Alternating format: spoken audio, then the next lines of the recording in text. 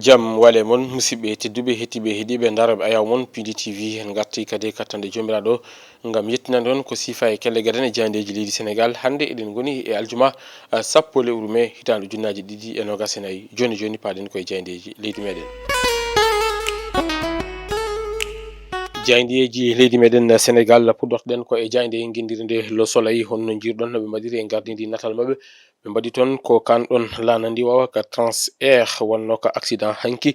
toon to Bowal laaɗe diwoje ngal Blaise Diagne ɓe mbi tan nde ko kulhuli mawɗi kay woni ko teskano hanki toon to Bowal laaɗe diwoɓe ngal Blaise Diagne ɓe kuli toon ko yimɓe sappo e goho goni ko gañi e on ɗon accident hen nayo noon ine Moussa ɗum on ine tawe nder nden ɗon jayde ganduɗa kañum woni jayde guindirde Le Soleil ɓe kulti toon caggal ɗin ɗon waktuji limlimtimɗi ko trafic aérien o ko dartinno ɓe kulti toon e oɗo saaha joni fofoof ɓamti golle no hannirta ni ete goɗɗum ko ina tawe e nder jande nde ko yowiti e accord de pêche uji ɗi ganduɗa kay laamu leydi Sénégal waɗini ɗum yoga e batoji ɓe mbitande ko oɗo saaha joni laamu ngu ƴetti pellital ngam wadde audité kala ko fewti e on ɗon fannu. jayde Sud Quotidien kañumne ha joni koye on ɗon fannu arti koko yowiti e alhaali woni awo e nder leydi ndi ɓe mbitande ko ngam rende kala ko yowiti kala ko ummoto e maaje ɗeete e nder leydi Sénégal ha tington e maajo hango ngo kam e maajete tokose ɗe ɓe mbi toon laamu ngu ƴetti hen pellital no hannirta ni ɗum ɗon ine tawe e nder nden ɗon jayde ganduɗa kañum woni e jayde Sud Quotidien. jayde Walf Quotidien kañum arti tan ko e ko yowiti e kanɗon lana ndi wawa ko ganduɗa kay hanki waɗino accident toon to Bowal laaɗe diwoje ngal Blaise Diagne ɓe mbi tan de kamɓe musidɓe men jaydiyankoɓe Walf Quotidien haaɓene gartana en e holno alhaali o yaruno ɗum mon foof ine tawe e nder nden ɗon jayde ganduɗa kañum woni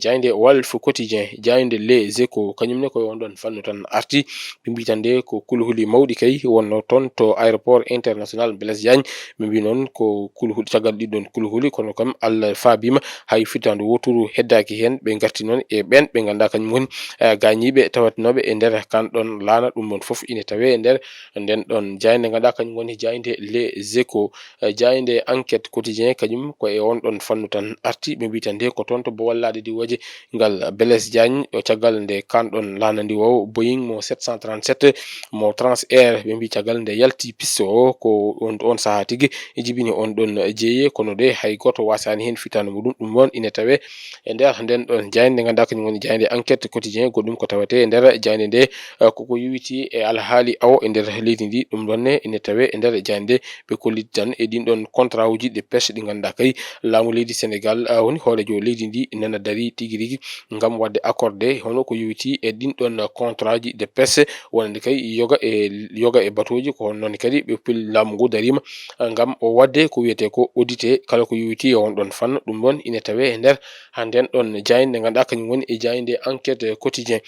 jayde Le Quotidien kañum arti tan ko e ko yowiti e on ɗon accident woni tan kanɗon laana ndi wawa jolnunoka yimɓe hewɓe ngam tindade toon to Bamako ɓe kolliti noon caggal nde laana ka yalti on ɗon piste on ɗon Boeing mo Transair ɓe kolliti noon yimɓe sappo e goho gañima hen nayo noon ine Moussa kamɓe musidɓe men jaydiyankoɓe ɓe garti e film holno gueɗe ɗe jaari foof ine tawe e nder nden ɗon jayde ɗe ganduɗa kañum woni e jayde Le Quotidien goɗɗum ko tawate e nder jayde Le Quotidien ko konngudi omo ganduɗa kañum woni gonnoɗo ete jagorɗo e laamu Macky Sall woni Abdoulaye Seydou Sow ɓe mbi tan de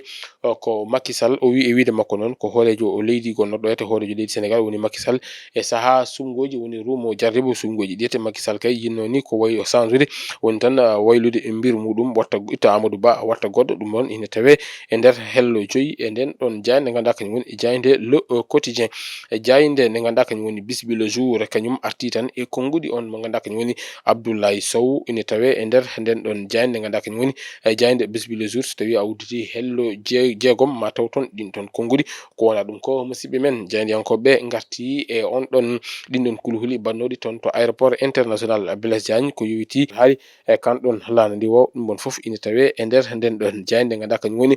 jayde Bisbi Le Jour. jayde Le Témoin kañum arti tan ko e on ɗon crash jogornoɗo wadde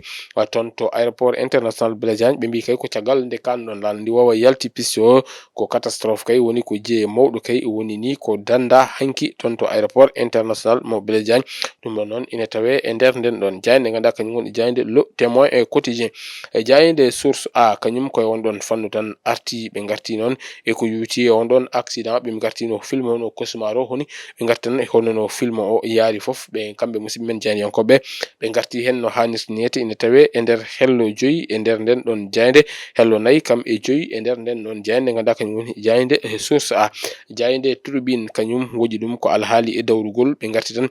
ko yowiti e hakkunde Macky Sall e Amadou Ba ɓe mbitande ko Abdoulaye Seydou Sow gonnoɗo ete jagorɗo e laamu Macky Sall ɓe mbitande ko o suuti konngudi ngam famminde andinde yimɓe ɓe kay Macky Sall yinno ni ko waylude e mbir muɗum en plein campagne électorale ɗum noon ina tawe e nder nden ɗon jayde ganduɗa kañum woni